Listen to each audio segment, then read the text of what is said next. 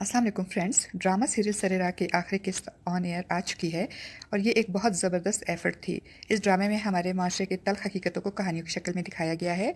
इस ड्रामे के शुरू में ऐसा लगा था कि हर एपिसोड में दिखाई गई कहानी उसी एपिसोड के एंड पे ख़त्म हो गई है, मगर ऐसा नहीं था। सरेरा के आखिरी किस्त में इन तमाम कहानियों के एंडिंग पॉइंट्स दिखाए गए हैं। सबसे पहले यहाँ मरियम की कहानी का एंडिंग पॉइंट दिखाया गया है। वो अपने माशरे में आसपास फैले हुए हैरेसमेंट और थरकपन से बेजार होती है।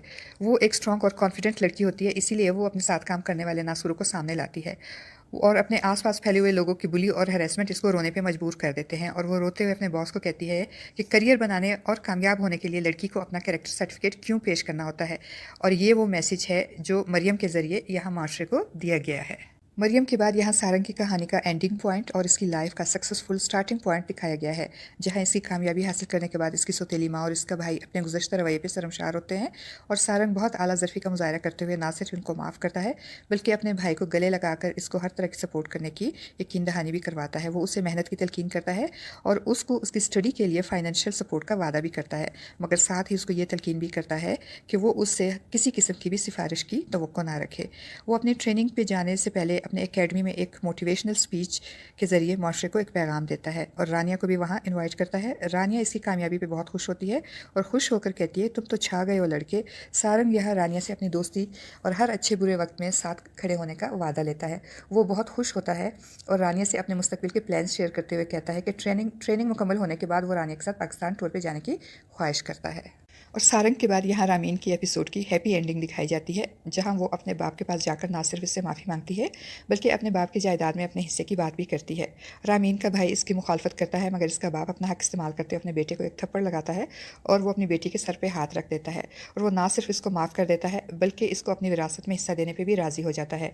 और यहाँ रामीन के ज़रिए सोसाइटी को ये मैसेज दिया जाता है कि किसी भी माँ बाप को अपनी बेटियों पर एतमाद के लिए किसी सबूत की ज़रूरत नहीं होनी चाहिए और ना ही उनको उनकी विरासत से महरूम करना चाहिए।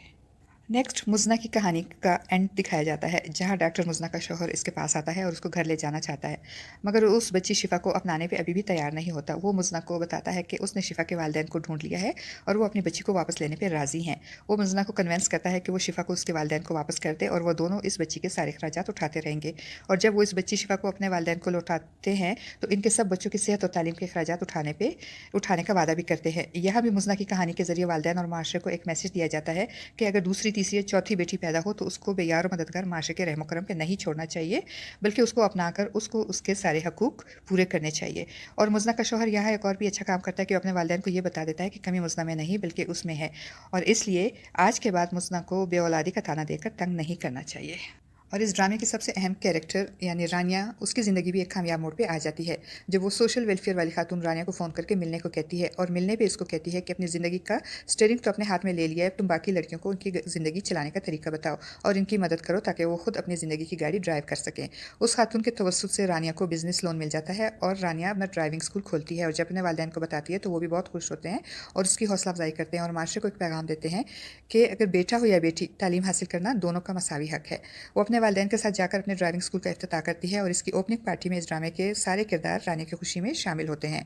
वो अपनी पुरानी टैक्सी की जगह किस्तों पे नई गाड़ी लेती है और अपनी खुशी में अपनी फूफी को भी याद रखती है। और एंड में उसका फूफीजाद, जो कि उसका साबका मंगेतर भी होता है, दोबारा रानिया से अपना टूटा हुआ रिश्ता इस्तेवार करने की ख्वाहिश का इजहार करता है और रानिया भी खुले दिल का मुजाहरा करते हुए उसको माफ़ करती है और दोबारा उसे अपनी ज़िंदगी में शामिल कर लेती है। तो डियर फ्रेंड्स, आपको ये ड्रामा कैसा लगा? कमेंट बॉक्स में अपनी राय का इजहार ज़रूर कीजिएगा।